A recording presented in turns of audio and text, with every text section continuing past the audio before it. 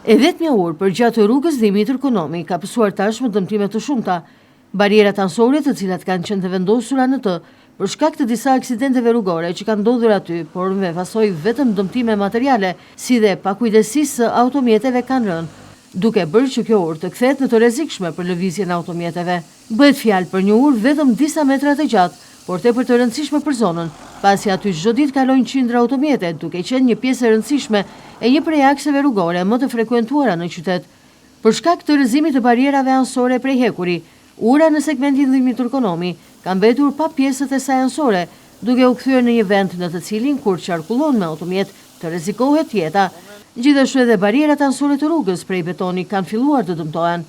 Në këtë segment rrugor, problematike mbetet po ashtu situata me automjetet e tonazhit të rënd, të cilat kalojnë me dhjetra të tilla çdo ditë aty, duke qenë një prej faktorëve kryesor përse ky segment rrugor dëmtohet.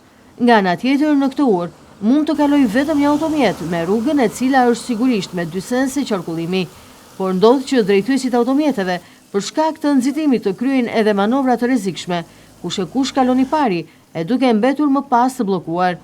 Për shkak të gjerësisë minimale të urës, shpesh ky segment bllokohet totalisht nga trafiku i automjeteve, duke ndikuar më pas në qarkullimin rrugor të zonës. Prej drejtuesve të automjeteve në Vlorë dhe njëkohësisht të banorëve të zonës, është kërkuar shpeshherë një plan për rehabilitimin e kësaj ure. Zgjerimin e saj për të bërë të mundur që automjetet që qarkullojnë aty të mundet edhe të shkëmbehen duke kaluar 2 në radhë, e mbi të gjitha për rikthimin në normalitet të një prej pjesëve më të rëndësishme të segmentit rrugor, e cila tashmë është kthyer në të rrezikshme, është kthyer po ashtu në problematike për zonën. Situata përkeqësohet veçanërisht për gjatë sezonit veror, kur segmenti pushtohet nga piku i automjeteve, për shkak edhe të shtimit të qarkullimit rrugor të këtyre mjeteve në zonë.